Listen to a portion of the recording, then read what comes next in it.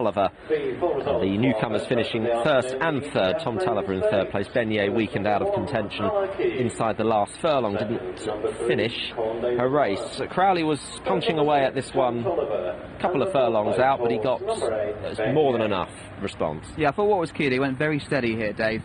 You can see early on the Hannon horse taking a pull, really. Don't want to let her go flat out. I think she's not been getting home in her races, but it hasn't really worked out.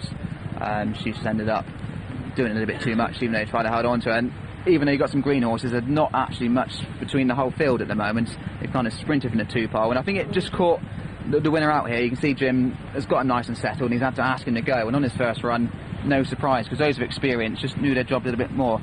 David Ladd's on a stormer, isn't he, on the third start for Richard Fahey. I imagine handicaps were probably the aim before this contest, but he's kind of surprised him a little bit by finishing so close up. He's a nice type for the future. He's quite a nice big type. The winner, this is where we see that the class really shine, don't we? He lengthens quite nicely, quickens clear. Now this ground, it's going to be a minimum of good, just looking at that, and it might not be too long till we see a bit of good soft in places. Potentially, as we see here. And Crowley never had to go for the whip on Alakeith, just changing his hands late on. So although on paper this didn't look a race that would have a huge amount of depth to it, he's stamped his authority over the others. He has. Like I say, for Royal Ascot 2, we saw Shines the Bright win this last year. He's going to have to step up a fair bit on what we've seen today. But he's got a nice temperament. I know we dropped Jim on the way down, but I think that was another one kind of spooked him a little bit. Yeah. I expect when Jim comes in, he'll be very happy. Like you say, he's not used to whip, hands and heels. He's quickened away quite nicely. I liked the third horse in the paddock. I thought he was the type to take out the race, Tom Tulliver. He's had a lovely educational start. He'll be improving nicely. In Hot Streak, he didn't run until July of his 2-year-old career. I know he was a very sharp 2-year-old, but he wasn't seen until middle of the season. Maybe his progeny are the same. So he had his first winner over in Ireland today for Jesse Harrington, and that will definitely be winning races as well. I'm sure they'll be delighted with how Tom Tulliver has fared first time up. No sign of this rain easing off at the moment at Nottingham this afternoon. There's plenty more to come. Of course, the feature, the Nottinghamshire Oaks, comes up at 3:55, but we're underway with a winning favourite, Alakeith, for William Haggis and Jim Crowley. 13-8 favourite Alakeith has returned. He won the battle for favouritism, and then he's managed to break his maiden on his debut start. Second was Corndavon Lad at 16-1. Tom Tulliver third at 7-1, and all 8 ran. The time was quite slow. Keep an eye on that during the afternoon, but as the ground eases, note that they ran 102.14 there, which is over 4 seconds outside of the standard.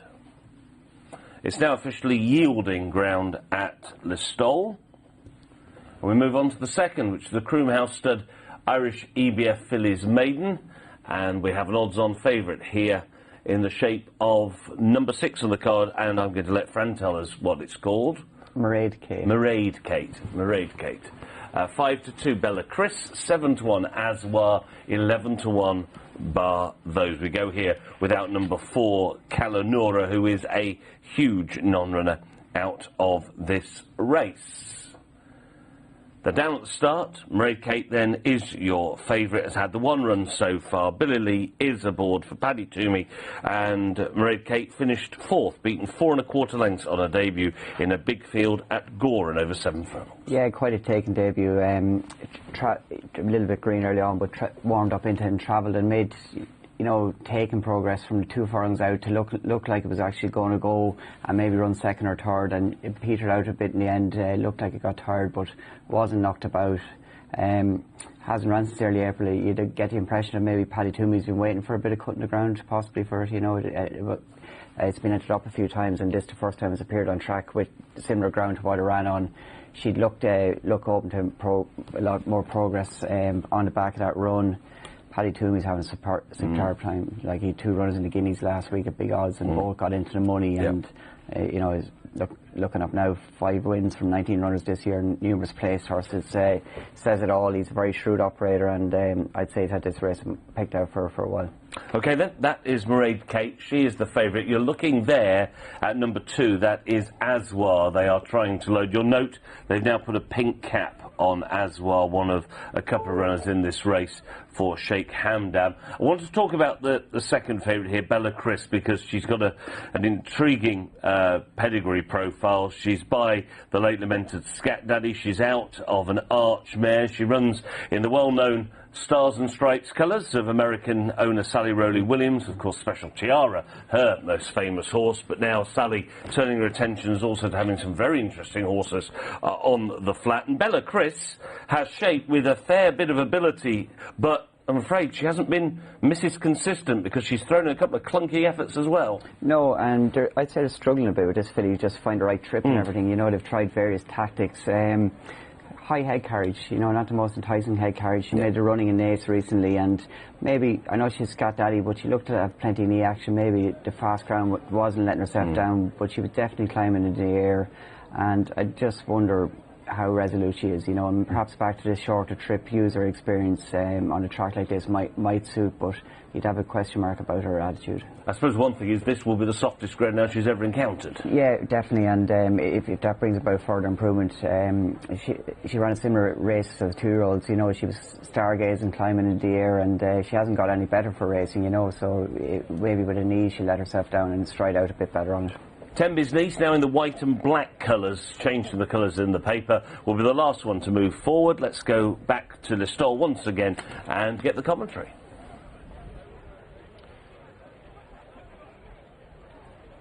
All appeared in.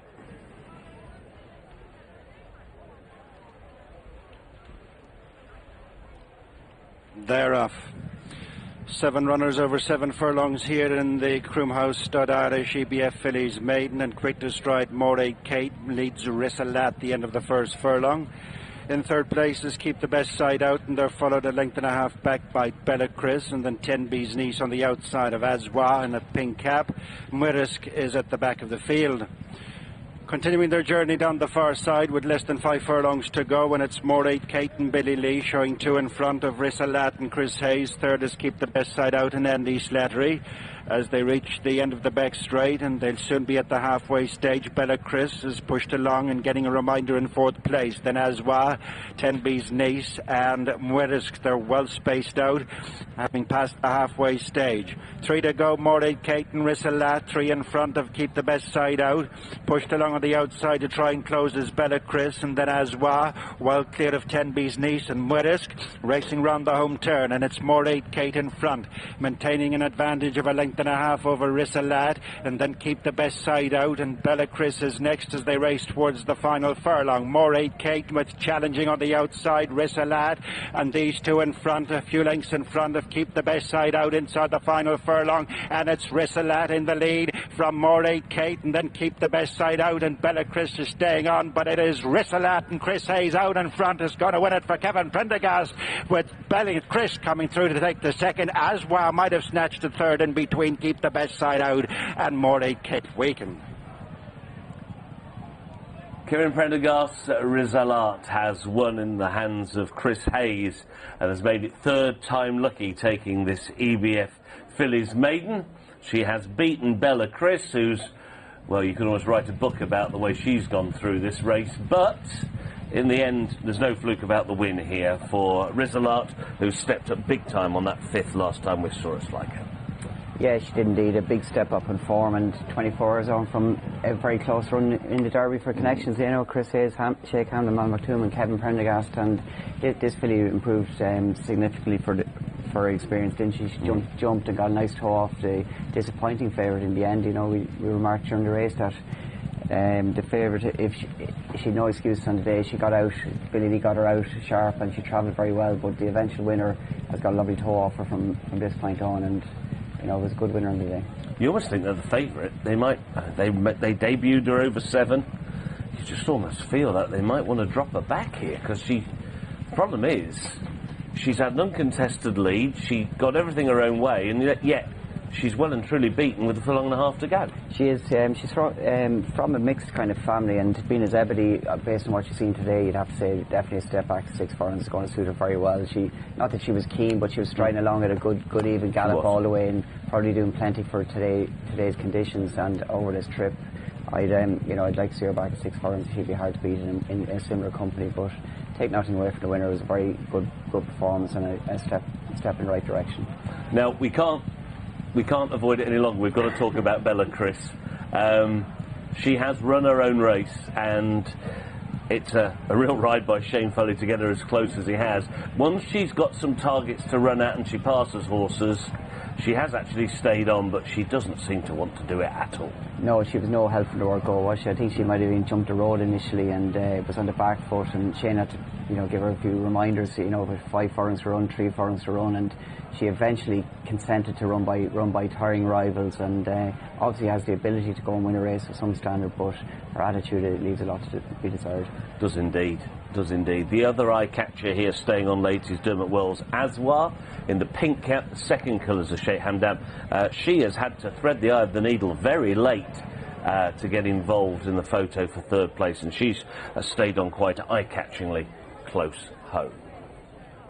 Here's the result coming your way. 14-1 for Risaalaat. A little bit of compensation for owner, trainer and jockey after that near miss yesterday at Epsom. Second, Bella Chris at 2-1, 4 lengths the winning margin. Number 4 didn't go, 7 ran.